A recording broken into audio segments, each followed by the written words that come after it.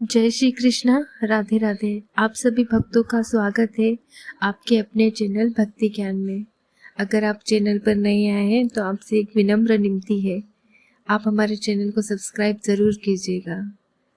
आइए अब हम मार्गशीर्ष मास के 9वें अध्याय में प्रारंभ करते हैं कथा। अब सुनिए भगवान विष्णु के नर और नारायण अवतार की कथा।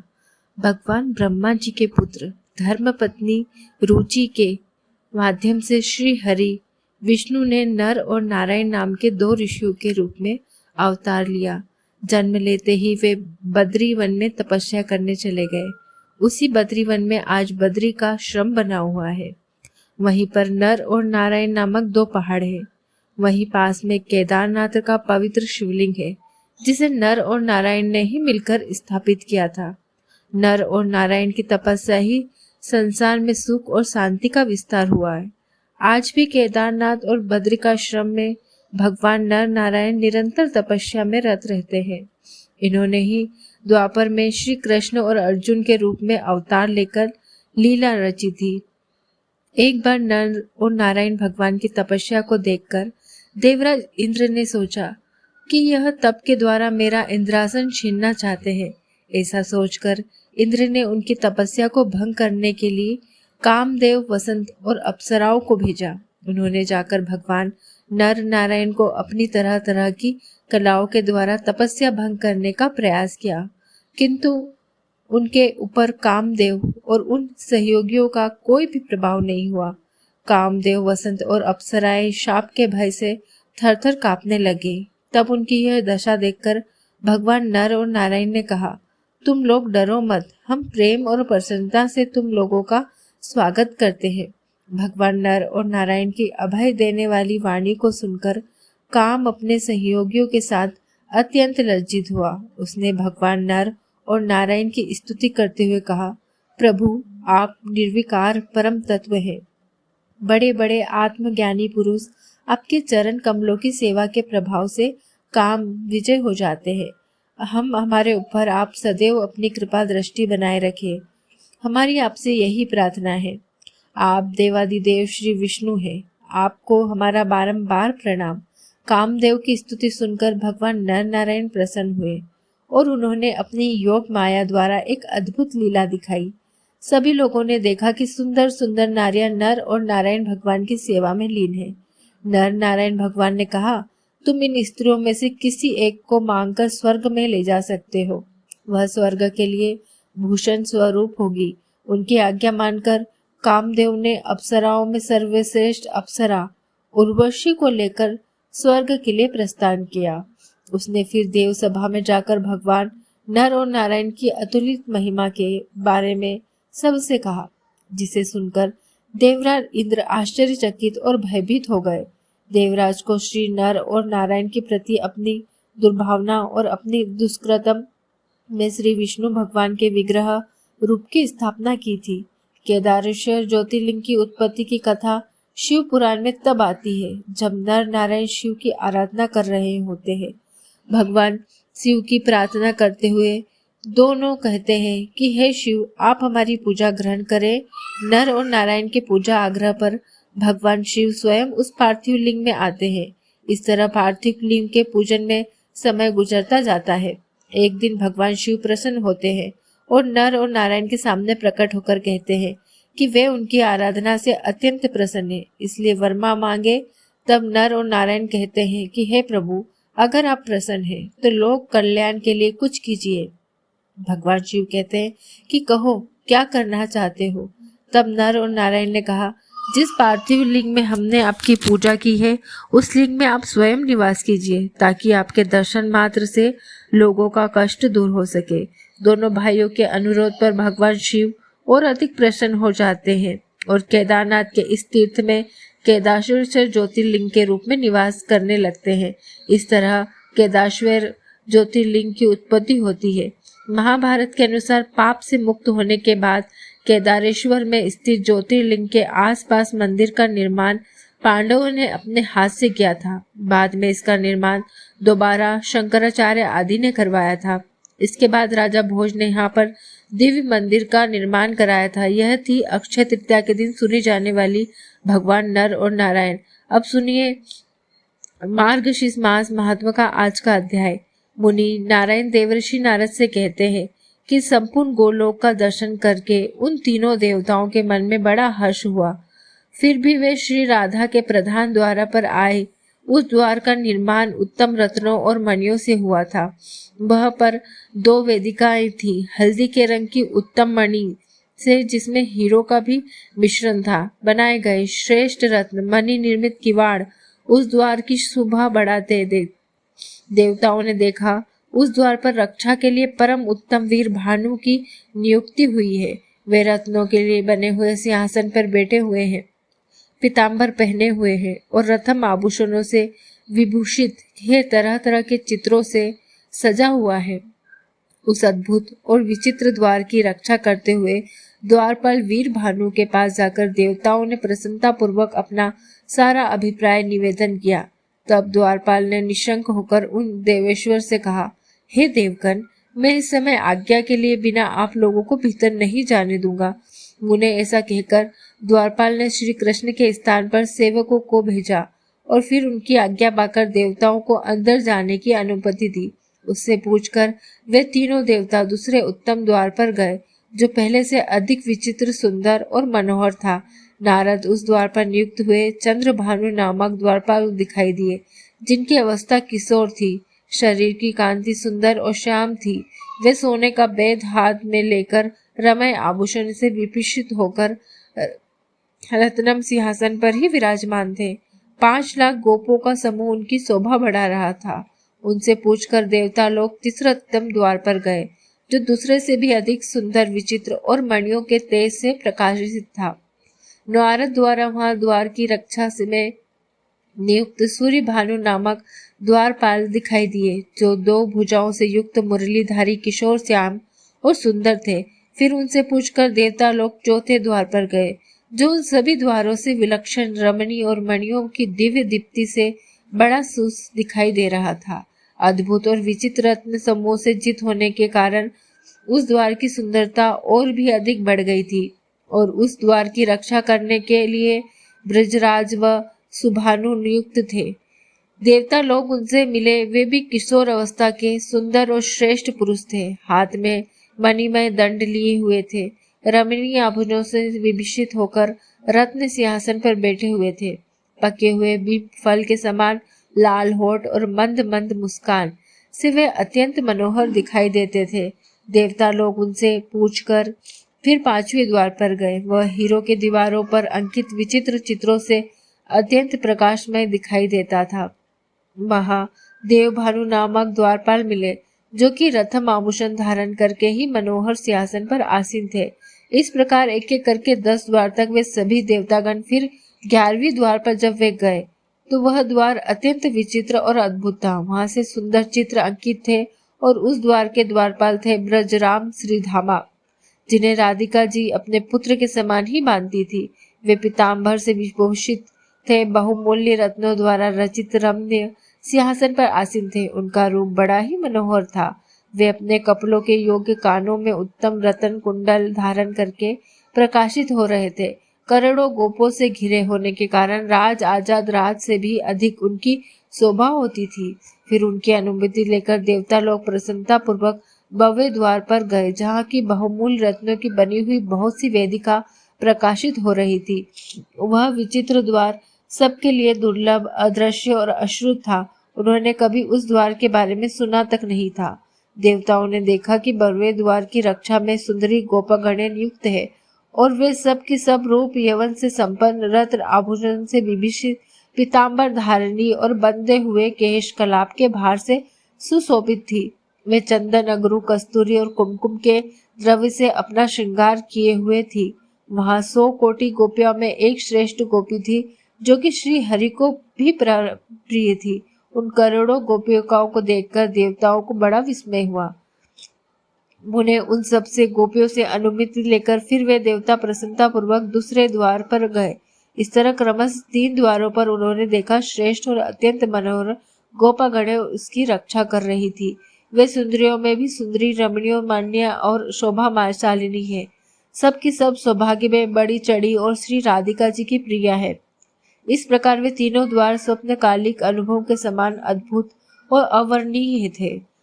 उन सबको देखकर, उन गोपगणों से बात करके आश्चर्यचकित हुए वे तीनों देवेश्वर फिर 16वें मनोहर द्वार पर गए, जो कि श्री राधिका के अंतपुर का द्वार था। वे सब द्वारों में प्रधान और केवल गोपगणे द्वारा ही रक्षा के योग्य था। उस द्वार पर केवल गोपगणे की ही नियुक्ति थी। श्री राधा जी के जो 33 वयस का सखिया थी, वे इस द्वार का संरक्षण करती थी, अर्थात रक्षा किया करती थी। द्वार पर खड़े हुए देवता ने उन सब को देखा और वह द्वार श्रेष्ठ रत्न निर्मित मणि रत्नों की वेदिका को ही सुशोभित था। इंद्र नील मणि के बहुत से खंभे उसकी शोभा बढ़ा रहे थे। बीचों बीच सिंदूरी रंग की लाल मर्यादी हुई थी और उस द्वार को परिजात पुष्पों की मालाओं से सजाया गया था। उन्हें झुकर बहने वाली हवा वहां चारों ओर सुगंध फैला रही थी। राधिका जी के उस परम आश्चर्यमय अंतपुर के द्वार का अवलोकन करने अर्थात उस द्वार को देखकर देवताओं के मन में श्री कृष्ण चरणामबंदों के दर्शन की इच्छा जाग उठी। उन्होंने उन सखियों से पूछा कि कर की शक्र ही द्वार के भीतर प्रवेश किया। प्रवेश करते ही उन सभी के शरीर में रोमांच हो गया। भक्ति के उद्वेग से उनकी आंखें भर आई थी। उनके मुख और कंधे कुछ कुछ झुक गए थे। अब देवताओं ने श्री राधिका जी के उस श्रेष्ठ अंतपुर की बड़ी निकटता से देखा, एकदम पास से देखा। नारद करोड़ों रत्नम कलश और रत्न निर्मित पात्र वहां पर सजाकर रखे गए थे, जो बहुमूल्य होने के साथ ही बहुत सुंदर थे। उनमें उस दरबार की बड़ी शोभा हो रही थी। तरह तरह के वाद्यों की मधुर ध्वनि वहां गूंज रही थी। वीणा के स्वर यंत्रों के साथ ही गोपियों के सुमधुर संगीत भी सुनाई दे पड़ता था। ऐसे अंतपुर को देखकर वे देवता विस्मय से विमुक्त हो उठे। उन्होंने वहां मधुर गीत सुना और उत्तम नृत्य भी देखा। वे सब देवता वहां स्थिर भाव से खड़े हो गए। उन सबका मन ध्यान में लीन हो रहा था। उन देवेश्वर को वहां रमणीय रत्न सिंहासन दिखाई दिया, जो 100 धनुष के बराबर बड़ा था। वह सब ओर से मंडलाकार के बने हुए छोटे छोटे कलश समूह उस समय से जुड़े हुए थे। करोड़ों सूर्य के समान वह प्रकाशमान हो रहा था। उस तेज स्वरूप को देखकर वे देवता ध्यान मग्न होकर और भक्ति भाव से मस्तक और कंधे झुकाकर बड़ी श्रद्धा के साथ उसको प्रणाम करने लगे। उस समय परम आनंद की प्राप्ति से उनकी आंखों में आंसू भर आए, सारे अंग पुलकित हो गए और ऐसे जान पड़ते थे मानो उनकी सारी इच्छाएं, सारी मनोरथ पूर्ण हो गई। उन तेजस स्वरूप परमेश्वर को प्रणाम करके वे तीनों देवेश्वर उठकर खड़े हो गए और उन्हीं का ध्यान करते हुए उस तेजस के समान गए। ध्यान करते करते जगत सृष्टा ब्रह्मा जी के दोनों हाथ जुड़ गए और उन्होंने शिव जी को दाहिने और धर्म को बाएं कर लिया। फिर भक्ति के उद्वेग से अपने मन को ध्यान मग्न करके उन पर आत्मनिर्भर गुणवाद परमा जगदीश्वर श्री कृष्ण की स्तुति करने लगे। श्री ब्रह्मा जी बोले, जो वर्णे वरद और संपूर्ण प्राणियों की उत्पत्ति के कारण है, उन तेज स्वरूप परमात्मा को मैं नमस्कार करता हूँ, जो मंगलकारी, मंगल के योग, मंगलदायक और समस्त मंगलों के आधार है। उन तेजोमय परमात्मा को मैं नमस्कार करता हूँ। प्रभु, आप निराकार होते हुए भी दिव्य आकार धारण करते हैं, इंद्रियातीत होकर भी इंद्र युक्त होते हैं। आप सबके साक्षी हैं, परंतु आपका साक्षी कोई नहीं। आप तेजोमय परमेश्वर को मेरा नमस्कार। आपके प्यार नहीं है तो भी आप चलने की योग्यता रखते हैं, नेत्रहीन होकर भी सभी को देखते रहते हैं, हाथ और मुख से रहित होकर भी भोजन करते हैं। आप तेजोमय परमात्मा को मेरा नमस्कार। विद्वान पुरुष उसी का वर्णन कर सकते हैं। वेद में जो वस्तु निरूपित होती है, जिसका वे भी निरूपण नहीं हो सका, आपके उस तेजोमय स्वरूप को मैं नमस्कार करता हूँ। परमेश्वर, आपका जो परम सुंदर और कमनीय किशोर रूप है, जो मंत्रों तक ध्यान के अनुरूप है, आप उसी का हमें दर्शन कराए, जिसकी अंग कांति नूतन जलधर के समान श्याम है, जो पीताम्बरधारी और परम सुंदर है, जिसके 2 भुजाएं, हाथों में मुरली और मुख पर मंद मंद मुस्कान है, जो अत्यंत मनोहर है, माथे पर मोर पंख का मुकुट धारण करता है, मालती के पुष्प समूह से जिसका श्रृंगार किया गया है, जो चंदन, अगरू, कस्तूरी और केसर के अंगराग से चर्चित है, अमूल्य रत्नों के सार तत्व से निर्मित, आभूषणों से विभूषित, बहुमूल्य रत्नों के बने हुए किरीट मुकुट जिसके मस्तक की उदास कर रहा है, जिसके मुख चंद्र शरत काल को प्रफुल्लित कमलों की शोभा को भी चुरा लेता है, जो पके हुए भीम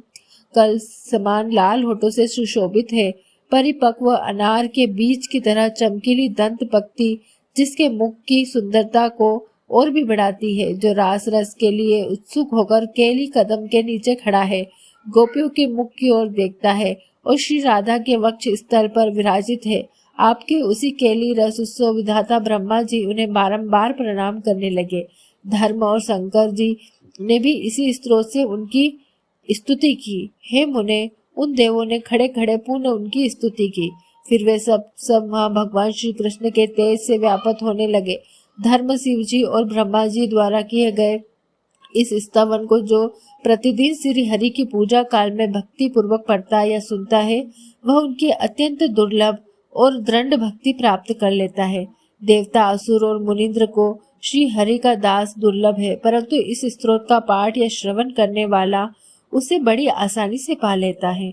वह संपूर्ण सौभाग्य आरोग्य लाभ करता है। उसके यश सारा जगत पूर्ण हो जाता है। वह इस लोक में पुत्र, विद्या, स्त्री, लक्ष्मी, साध्वी, सुशीला, पतिव्रता पत्नी, सुशिस्त्रा, संस्थान और चिरकाल स्थानीय कीर्ति प्राप्त कर लेता है और अंत में उसे श्री कृष्ण के निकट स्थान प्राप्त हो जाता है। हरे कृष्णा। आज का अध्याय यहीं समाप्त हुआ। इसके अगले अध्याय में आप जानेंगे कि किस प्रकार भगवान ने अपने उसी रूप से सभी देवताओं को दर्शन दिए, जिस रूप की प्राप्ति के लिए, जिस रूप की इच्छा के लिए सभी देवताओं ने मिलकर उनकी स्तुति की थी। हरे कृष्णा। आज के अध्याय में बस इतना ही। इसके आगे का वृतांत आप सभी कल की कथा में सुनिए। अब सुनिए श्री कृष्ण चालीसा। वंशी शोभित कर मधुर नील जलत तन श्याम, अरु अधर जनु भीम फल नयन कबल अभिराम। पूर्ण इंद्र अरविंद मुख पीतांबर शुभ साज, जय मन मोहन मदन छवि कृष्ण चंद्र महाराज। जय यदुनंदन जय जगवंदन, जय वसुदेव देवकी नंदन, जय यशोदा सुत नंद दुल। अरे प्रभु भक्तन के द्रग तारे, जय नट नागर नाग नथैया, कृष्ण कन्हैया धेनु चरैया। नग पर धारण गिरवर भारी, धनुज दलन कष्ट विनाशी। वंशी मधुर अधर धरि तेरी, पूर्ण करो मन के फेरी। और पाप माखन चोर बिहारी, भारत भूमि करो उधारी। मोर मुकुट मृदु मुस्कान सुहाई, राजीव नयन छवि मन भाई। कुंडल श्रवण पीत पट शोभा, सुंदर तन जलज प्रभलोभा। मस्तक तिलक अलंग घुंघराले, कृष्ण कन्हैया बंसी वाले। अंका बका कगासुर मारे, अग्नि जलन भी शांत तुम्हारे। इंद्र गर्भ हयो रिसायो, मसुर धार जल्दी बरसायो। डूबत ब्रज को बचाने वाले, नक से गिरवर धारन वाले। सुंदर नीला सब तारो, कंस कुटिल का मान उतारो। माता पिता की बंदी छुड़वाई, अग्रसेन को राज दिलाई। मृतक छार सुत जीवित लाए, देव की शोक हरन कहला। भौम सूर्य मुर दैत्य निहारे, 10 सहस्त्र कुमार उबारे। त्रिजटा चिर हरन जो घंट्यो, जरासंधि राक्षस भी मरनो।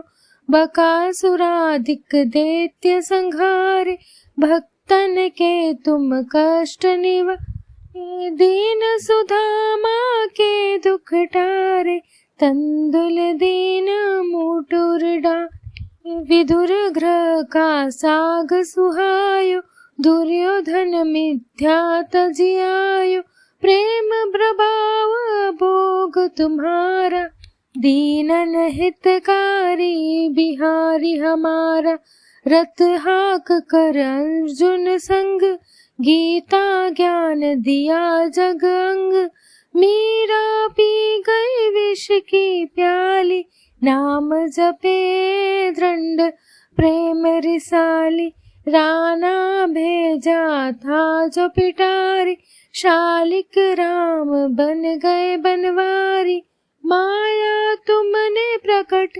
दिखाई, संशय सब हरी मिठाई, भाई दुष्ट निंद कर तत्काला, मुक्त किया तुमने शिशु ना, द्रौपदी जोई पुकार लगाई, दीनानाथ लाज बचाई, चीर बड़ो हरि मुख नाथ, सर्व तुम कृष्ण कन्हैया, कुमति निवारो नाथ हमारे, करुणा दृष्टि बरसा ओ प्यारे, अपराध क्षमा करो नवारी, खोलो पट दर्शाओ मुरे, जो चालीसा कृष्ण का गावे, अस सृष्टि नवनिधि फल पावे, पाप कटे मन वांछित पावे। बोलो श्री कृष्ण भगवान की जय। यह भक्ति ज्ञान के द्वारा प्रस्तुत की गई हुई कथा और श्री कृष्ण चालीसा थी। यदि कथा पसंद आई हो तो भक्ति ज्ञान परिवार में जुड़े रहें। मार्गशीर्ष मास के प्रत्येक अध्याय के साथ आप सबके जीवन में शांति, प्रेम और दिव्यता का स्थिर हो। अगले अध्याय में हम जानेंगे कौन कौन नरक कृतज्ञ मनुष्य को प्राप्त होते हैं और कैसे राजा सुयग उस भव्य भाव भविष्य से मुक्त हुए। जय श्री कृष्णा। ऐसे ही प्यार देती रहिए और हमारे चैनल को सब्सक्राइब करना बिल्कुल ना भूले। जय श्री कृष्ण।